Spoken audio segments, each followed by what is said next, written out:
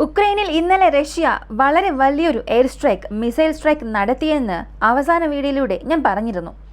അതുവരെയും സ്ഥിരീകരിച്ച വാർത്ത 65-ൽ കൂടുതൽ മിസൈൽസ് ഒരേ സമയത്ത് മൾട്ടിപ്പിൾ ഫ്രണ്ട്സിൽ നിന്നും ഉക്രൈനിലേക്ക് റഷ്യ അയച്ചുവെന്ന്. ഇപ്പോൾ റഷ്യയുടെ മിനിസ്ട്രി ഓഫ് ഡിഫൻസ് ഔദ്യോഗികമായി ഇതിനെക്കുറിച്ച് ഒരു കാര്യം പറഞ്ഞു. എങ്ങനെയാണ് ഉക്രൈനെതിരെ അവർ ആക്രമണം നടത്തിയത്, എങ്ങനെയെല്ലാം ഉക്രൈൻ്റെ ടാർഗറ്റ്സിനെ ഇവർ ഐഡന്റിഫൈ ചെയ്തു എന്നുള്ള ഒരു വിശദീകരണ റിപ്പോർട്ട് പുറത്തുവിട്ടു. കൂടാതെ ഹിസ്ബുള്ള ഇസ്രായേലിൽ റിട്ടാലിയേഷൻ സ്ട്രൈക്ക് നടത്തി, അവരുടെ കമാൻഡർ കൊല്ലപ്പെട്ടതിന് വേണ്ടി. ഇപ്പോൾ അടുത്ത് ഈ ലിസ്റ്റിൽ ബാക്കിയുള്ളത് ഹൂത്തികളും ഇറാനും മാത്രമാണ്. അടുത്ത ഘട്ടമായി ഹൂത്തികൾ എപ്പോൾ ആക്രമണം നടത്തുമെന്നുള്ള വളരെ പ്രധാനപ്പെട്ട റിപ്പോർട്ട് യമനിൽ നിന്ന് വന്നിട്ടുണ്ട്. ഇതുകൂടാതെ പാകിസ്ഥാൻ ബലൂചിസ്ഥാനിൽ സിവിലിയൻസിന് നേരെയും പോലീസ് മിലിറ്ററി ഓഫീസർക്ക് നേരെയും വളരെ ക്രൂരമായ ഒരാക്രമണം നടത്തി. ഒറ്റ ദിവസത്തിൽ മാത്രം 70 പേർ മരിച്ചു. ഇവയെല്ലാം ഈ വീഡിയോയിലൂടെ വ്യക്തമായി അറിയാം.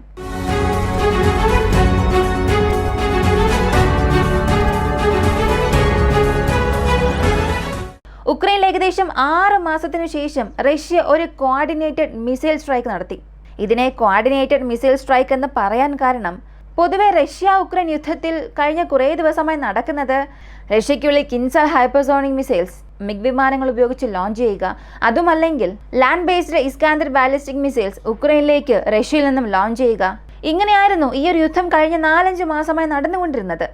എന്നാൽ വളരെ ദിവസം കഴിഞ്ഞ് റഷ്യയുടെ Tu-160 ബോംബേഴ്സ് ഇന്നലെ നടന്ന ആക്രമണത്തിൽ ഉക്രൈന്റെ എയർ സ്പേസിന് മുകളിലൂടെ പറന്നു. 10-ൽ കൂടുതൽ ബോംബേഴ്സ് ഈ ഒരു ആക്രമണത്തിനു വേണ്ടി റഷ്യ ഉപയോഗിച്ചിട്ടുണ്ട്. കൂടാതെ ബ്ലാക്ക് സീ ഫ്ലീറ്റിൽ നിന്നും റഷ്യയുടെ ഡെസ്ട്രോയ് കപ്പലുകൾ കൂടുതൽ ക്രൂയിസ് മിസൈൽസിന് ഒഡീസ ഭാഗത്തേക്ക് നോക്കി വിക്ഷേപിച്ചിട്ടുണ്ട്. കാലിബർ ക്രൂയിസ് മിസൈൽ വളരെ കാലത്തിന് ശേഷം ഈ ഒരു ആക്രമണത്തിനായി ഉപയോഗിച്ചിട്ടുണ്ട്. ഇപ്പോൾ ഉക്രൈൻ്റെ കണക്കനുസരിച്ച്, അവരുടെ ഔദ്യോഗികമായ കണക്കനുസരിച്ച് നോക്കിയാൽ 100-ൽ കൂടുതൽ മിസൈൽസ് ഉക്രൈനിലേക്ക് ഇന്നലെ കോർഡിനേറ്റഡ് അറ്റാക്കായി അയച്ചിട്ടുണ്ട്. അതിൽ 80-ൽ കൂടുതൽ മിസൈൽസിനെ ഇന്റർസെപ്റ്റ് ചെയ്തതായി ഒരു സ്റ്റേറ്റ്മെന്റ് ഉക്രൈൻ നൽകി.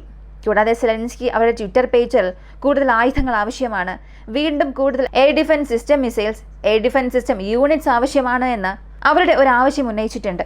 80-ൽ കൂടുതൽ മിസൈൽസിനെ ഇന്റർസെപ്റ്റ് ചെയ്തു എന്നവർ പറഞ്ഞു. സത്യത്തിൽ അങ്ങനെ സംഭവിച്ചിട്ടുണ്ടോ എന്ന് നോക്കിയാൽ അങ്ങനെയൊന്നും സംഭവിച്ചിട്ടില്ല. അവസാന വീഡിയോയിലൂടെ ഞാനൊരു കാര്യം പറഞ്ഞു, 65-ൽ കൂടുതൽ സ്ഥലങ്ങളിൽ ഈ മിസൈൽ എക്സ്പ്ലോഷൻസ് സംഭവിച്ചിട്ടുണ്ട്. അതിൻ്റെ ഫുട്ടേജ് റെക്കോർഡ് ചെയ്തിട്ടുണ്ട്.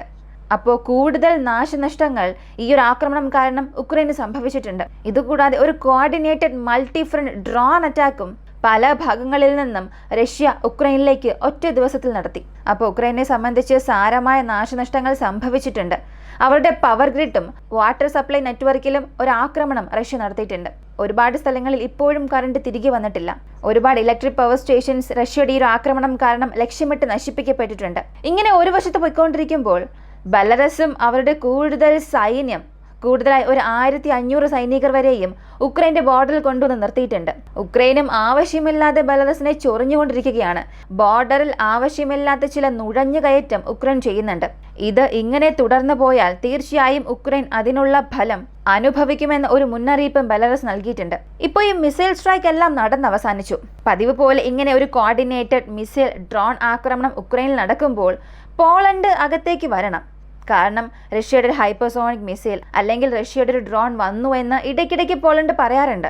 അവരും ഒരു സ്റ്റേറ്റ്മെന്റ് കൊടുക്കും. പക്ഷെ ഇപ്പോൾ ഇതുവരെയും അങ്ങനെ ഒരു സ്റ്റേറ്റ്മെന്റ് വന്നില്ല എന്ന് ചോദിച്ചാൽ തീർച്ചയായും വന്നു. വീണ്ടും ഒരു അനൗൺസ്മെന്റ് കൊടുത്തു. പെട്ടെന്ന് റഷ്യ ഉക്രൈനിലേക്ക് ഒരു ആക്രമണം നടത്തിക്കൊണ്ടിരിക്കുന്ന അതേ സമയത്ത് ഒരു അൺഐഡന്റിഫൈഡ് ഓബ്ജക്റ്റ് ഞങ്ങളുടെ എയർ സ്പേസിനുള്ളിലേക്ക് കയറി. 6 റേഡാർ സ്റ്റേഷൻസിൽ അതിൻ്റെ സിഗ്നൽസ് ഞങ്ങൾ പിക്ക് ചെയ്തിട്ടുണ്ട്. ഒരു പക്ഷേ ഇതൊരു ഡ്രോൺ ആയിരിക്കാം. അകത്തേക്ക് വന്ന ഓബ്ജക്റ്റിനെ ഞങ്ങൾ ഇന്റർസെപ്റ്റ് ചെയ്തില്ല. അത് കാരണം ഞങ്ങൾക്ക് യാതൊരു ഭീഷണിയും ഇല്ല എന്ന് ഞങ്ങൾക്ക് മനസ്സിലായി. ഒരു 2.5 മിനിറ്റിൽ കൂടുതൽ ഞങ്ങളുടെ എയർ സ്പേസിനുള്ളിൽ അതിൻ്റെ റേഡാർ സിഗ്നേച്ചേഴ്സ് ഉള്ളത് ഞങ്ങളുടെ റേഡാർ സ്റ്റേഷൻസ് കണ്ടുപിടിച്ചു. അത് ഏത് രീതിയിലുള്ള ഓബ്ജക്റ്റ് ആണെന്ന് കണ്ടുപിടിക്കാനായി ഞങ്ങളുടെ വ്യോമസേനയിലെ വിമാനങ്ങളെ സ്ക്രാമ്പിൾ ചെയ്തു. പക്ഷെ അതിനുള്ളിൽ ആ ഓബ്ജക്റ്റ് റേഡാറിൽ നിന്നും മറഞ്ഞു. അപ്പോൾ ഇതും റഷ്യയുടെ ഒരു വയലേഷൻ ആയിരിക്കാം. റഷ്യ വീണ്ടും നാറ്റോയുടെ എയർ സ്പേസിനെ വയലേറ്റ് ചെയ്തു എന്ന് പോളണ്ട് ഒരു അറിയിപ്പ് ഇന്ന് നൽകി. ഇത് പതിവായി നടക്കുന്ന ഒരു കാര്യമായി മാറിയിരിക്കുകയാണ്. റൊമാനിയയ്ക്കുള്ളിലേക്ക് ഒരു ഡ്രോൺ ആക്രമണം നടത്തുക, പോളണ്ടിന്റെ എയർ സ്പേസിനെ ഇടയ്ക്കിടയ്ക്ക് വയലേറ്റ് ചെയ്യുക, ഇവയെല്ലാം ഒരു ബോർഡർ കഴിഞ്ഞുള്ള ആക്രമണമായി മാറി. അതായത് ഉക്രൈനും കഴിഞ്ഞുള്ള ഒരു ആക്രമണമായി ഇപ്പോൾ നടക്കാൻ തുടങ്ങിയിട്ടുണ്ട്. ഇതിനിടയിൽ മറ്റൊരു പ്രധാനപ്പെട്ട കാര്യം പറയേണ്ടത് അത്യാവശ്യമാണ്. F-16. ഇത്രയും യുദ്ധങ്ങൾ അവിടെ ഇവിടെയായി നടക്കുന്നു. F-16 കുറിച്ച് യാതൊരു വിവരവും ഇല്ലല്ലോ എന്നൊരു പക്ഷെ നിങ്ങൾ ചിന്തിച്ചിട്ടുണ്ടാകാം. ഓപ്പൺ സോഴ്സ് ഇന്റലിജൻസിൽ നിന്നും ചില റിപ്പോർട്ടുകൾ പുറത്തു വന്നു, ചില വീഡിയോ ഫൂട്ടേജോട് കൂടി. F-16 ഏത് സ്ഥലത്ത് നിർത്തിവെച്ചിരിക്കുന്നു എന്നുള്ളത് ഐഡന്റിഫൈ ചെയ്തിട്ടുണ്ടാകാം എന്നുള്ള വിവരം. ഇതിനെക്കുറിച്ച് അടുത്ത വീഡിയോയിലൂടെ കാണാം. ഇങ്ങനെ ഉക്രൈനെ ചുറ്റി ഇത്രയേറെ പ്രശ്നങ്ങൾ അധികമായിക്കൊണ്ടിരിക്കുന്ന അതേസമയം ഹൂതികളുടെ പക്കൽ നിന്നും ഒരു സ്റ്റേറ്റ്മെന്റ് പുറത്തു വന്നു. ഹിസ്ബുള്ള ഞങ്ങളുടെ ബ്രദേഴ്സ്, അവർ അവരുടെ ജോലി ചെയ്ത് അവസാനിപ്പിച്ചു. അവരുടെ ആ ഒരു ആക്രമണം എല്ലാ ക്രൈറ്റീരിയയും പാസ് ചെയ്തു എന്ന അറിയിപ്പ് കൊടുത്തു. കൂടാതെ ഞങ്ങളുടെ ഓയിൽ സ്റ്റോറേജസിനെ നശിപ്പിച്ചതിനും ഞങ്ങളുടെ പോർട്ടിനെ ഡാമേജ് ചെയ്തതിനും എത്രയും പെട്ടെന്ന് ഇസ്രായേലിനെതിരായി ഞങ്ങളുടെ ആക്രമണം ഉണ്ടാകുമെന്ന് ഒരു വീഡിയോ പബ്ലിഷ് ചെയ്തു. കൂടാതെ ഹെസ്ബുള്ളയുടെ പക്കൽ ഉള്ളതിൽ വച്ച് കൂടുതൽ ദൂരം പോയി ആക്രമിക്കാൻ കഴിവുള്ള, ഏകദേശം 1000 കിലോമീറ്റർ കഴിഞ്ഞ് ആക്രമിക്കാൻ കഴിവുള്ള മിസൈൽസ് ഞങ്ങളുടെ പക്കൽ ഇപ്പോൾ സ്റ്റോക്കിലുണ്ട്. അവയെല്ലാം ഇസ്രായേലിനെ നോക്കി ഞങ്ങൾ പോയിന്റ് ചെയ്തിട്ടുണ്ട്. എത്രയും പെട്ടെന്ന് ഞങ്ങൾ ഇസ്രായേലിനെ ആക്രമിക്കും. ഇസ്രായേലിന് തിരിച്ചടി നൽകാതെ ഞങ്ങൾ അവസാനിപ്പിക്കില്ല എന്ന് അവരൊരു സ്റ്റേറ്റ്മെന്റ് നൽകി. അപ്പോൾ വരാൻ പോകുന്ന ദിവസങ്ങളിൽ ഹൂതികളും ഇസ്രായേലിന് നേരെ ഒരു റിട്ടാലിയേഷൻ ചെയ്യാനുള്ള സാധ്യതകളും ഏറെയാണ്. എന്നാൽ ഹിസ്ബുള്ള, ഇറാൻ ഇവരോളം ഹൂതികൾക്ക് റിട്ടാലിയേഷൻ ചെയ്യാൻ സാധിക്കുമോ എന്നുള്ളത് ഒരു വലിയ ചോദ്യമാണ്. കാരണം ഹൂതികളുടെ പക്കൽ ഒരു അമ്മുനേഷൻ, റോക്കറ്റ്സ് എല്ലാം ഉണ്ടെങ്കിലും ഇത്രത്തോളം ദൂരം പോയി ആക്രമിക്കാൻ കഴിവുള്ള മിസൈൽസ് അവരുടെ പക്കൽ ഉണ്ട്, സംശയമില്ല. എങ്കിലും എത്രത്തോളം ഉണ്ട്, അതാണ് അവിടെ വരുന്നൊരു സംശയം. നേരത്തെ തന്നെ ടെല്ലവീവിൽ ഒരു ഡ്രോൺ ആക്രമണം നടത്തിയതിനാണ് ഇസ്രായേൽ വലിയൊരു തിരിച്ചടി അവർക്ക് നൽകിയത്.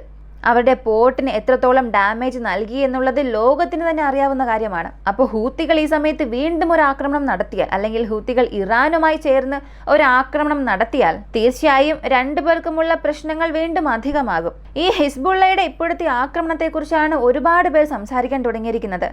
തുറന്നൊരു കാര്യം പറയണമെങ്കിൽ ഈ ഒരു ആക്രമണം ജസ്റ്റ് ഒരു പേരിന് വേണ്ടി മാത്രം ചെയ്തതായി ഒരുപാട് മിലിറ്ററി എക്സ്പേർട്സ്, അതുകൂടാതെ ഇറാനിലുള്ള ചില പ്രധാനപ്പെട്ട അധികാരികൾ തന്നെ പറയാൻ തുടങ്ങിയിട്ടുണ്ട്. ഞാൻ പറയുന്നതിൽ ചിലർക്ക് അഭിപ്രായ വ്യത്യാസമുണ്ടാകാം.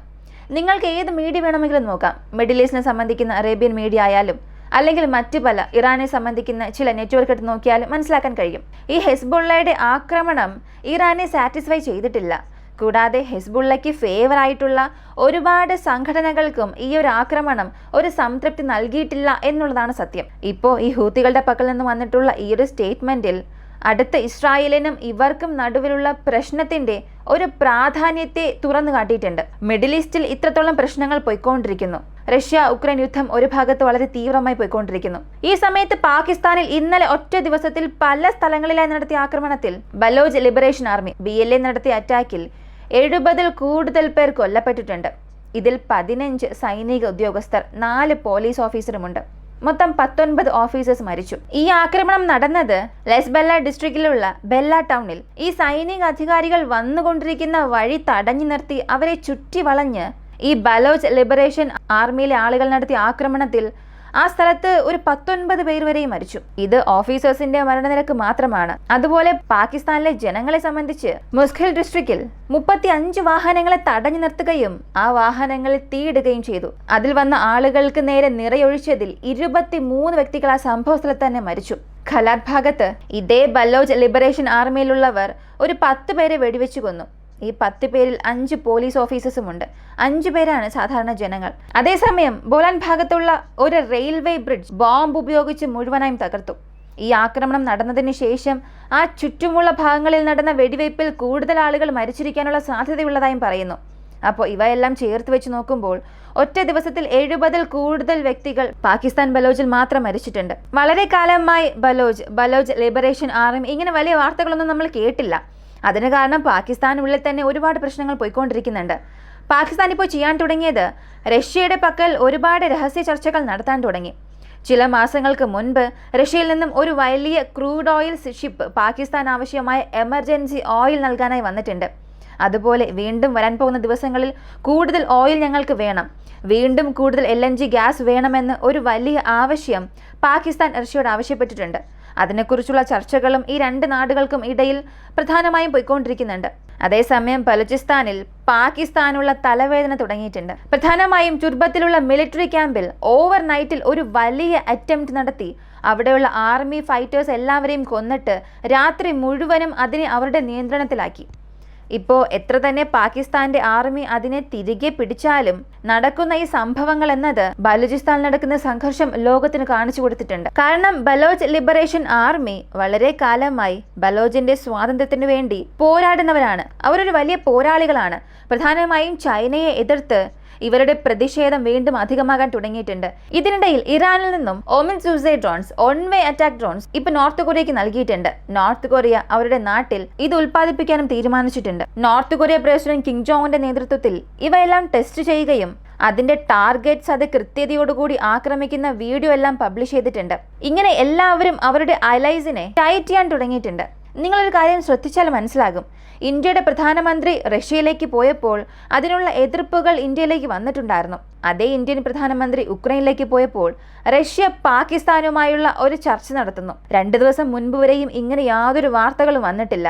അപ്പോൾ നടക്കാൻ പോകുന്ന ഓരോ കാര്യങ്ങളും കണക്ട് ചെയ്ത് പറയേണ്ട ഒരു സാഹചര്യമായി വന്നിരിക്കുകയാണ്. എല്ലാവരും അവരുടെ അലൈസിനെ സ്ട്രോങ് ചെയ്യാൻ തുടങ്ങിയിട്ടുണ്ട്. പ്രധാനമായും ഇറാൻ ലോകം മുഴുവനും അവരുടെ സൗഹൃദ നാടുകളെ ഒന്നിച്ചു ചേർക്കാൻ തുടങ്ങിയിട്ടുണ്ട്. ഈ ഒരു വീഡിയോയെക്കുറിച്ചുള്ള നിങ്ങളുടെ അഭിപ്രായം കമൻറ്റിൽ പറയുക. വീഡിയോ ഇഷ്ടമായാൽ ലൈക്ക് ചെയ്യുക, ഷെയർ ചെയ്യുക. നമ്മുടെ ചാനൽ ആദ്യമായി കാണുന്നവരാണെങ്കിൽ മറക്കാതെ സബ്സ്ക്രൈബ് ചെയ്ത് സപ്പോർട്ട് ചെയ്യുക. മറ്റൊരു വീഡിയോയുമായി വീണ്ടും കാണാം.